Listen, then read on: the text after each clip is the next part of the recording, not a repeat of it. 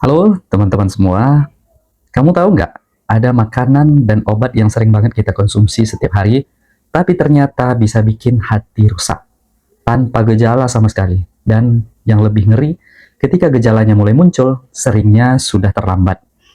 Nah, beberapa waktu yang lalu, saya ketemu pasien umurnya sekitar 42 tahun, secara kasat mata sehat bugar, nggak minum alkohol, nggak pernah sakit serius.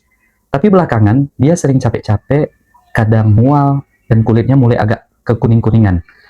Waktu itu, hasil pemeriksaan laboratorium yang sudah didapat dari rumah sakit, ternyata enzim hatinya naik 3 kali lipat dari normal.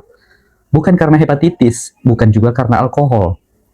Tapi setelah setiap hari dia minum minuman bersoda dan suplemen herbal, dalam tanda kutip katanya pembersih darah.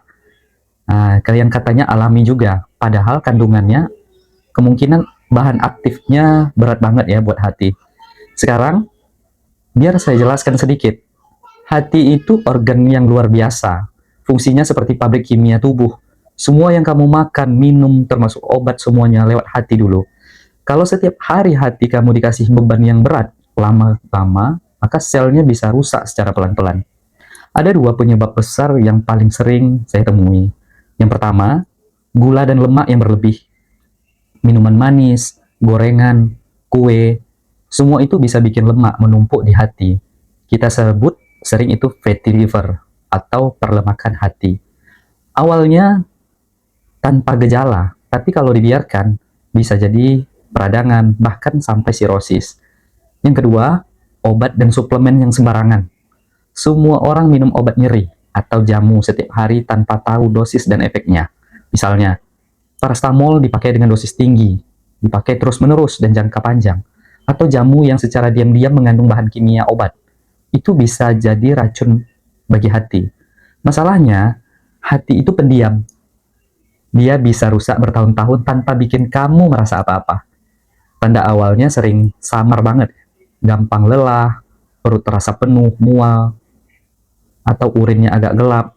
Tapi begitu muncul kuning di mata atau perut mulai buncit karena cairan, biasanya kerusakan hati sudah mulai berat. Nah, sekarang pertanyaannya, gimana cara jaga hati biar tetap sehat? Nah, ayo kita bahas beberapa langkah sederhana tapi penting banget. Yang pertama, batasi gula dan minuman manis. Ganti soda atau teh manis dengan air putih atau infused water.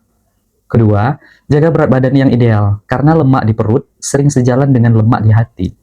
Yang ketiga, hati-hati dengan obat dan jamu. Minum obat sesuai anjuran dokter, jangan asal beli yang katanya alami juga. Keempat, periksa fungsi hati secara rutin. Tes SGOT, SGPT, atau USG hati. Bisa mendeteksi dini sebelum terlambat. Dan kalau kamu termasuk yang suka minum suplemen setiap hari, tonton sampai akhir ya. Karena nanti saya jelaskan kenapa yang katanya alami juga bisa bikin hati itu bekerja lebih berat. Nah, banyak orang berpikir, kalau alami pasti aman. Padahal nggak selalu. Beberapa tanaman herbal juga mengandung zat aktif yang diproses di hati. Kalau dosisnya berlebihan, efeknya bisa sama beratnya dengan obat kimia. Nah, mungkin saya bahas lebih dalam di video berikutnya tentang hal ini. Tentang jamu dan suplemen yang secara diam-diam bikin hati kelelahan. Jadi, teman-teman semua, jangan tunggu sampai gejala muncul baru kita panik. Hati itu nggak pernah protes keras, tapi begitu rusak, efeknya bisa ke seluruh tubuh. Kalau kamu sering merasa cepat lelah atau rutin minum obat dan suplemen, nah mulai sekarang, coba cek fungsi hati kamu. Minimal 1 tahun sekali tadi ya. Nah, tulis di kolom komentar, makanan atau minuman apa yang paling susah kamu hindari setiap hari. Dan jangan lupa klik subscribe ya, supaya kamu nggak ketinggalan video kelanjutan tentang cara jaga hati dari racun yang tersembunyi.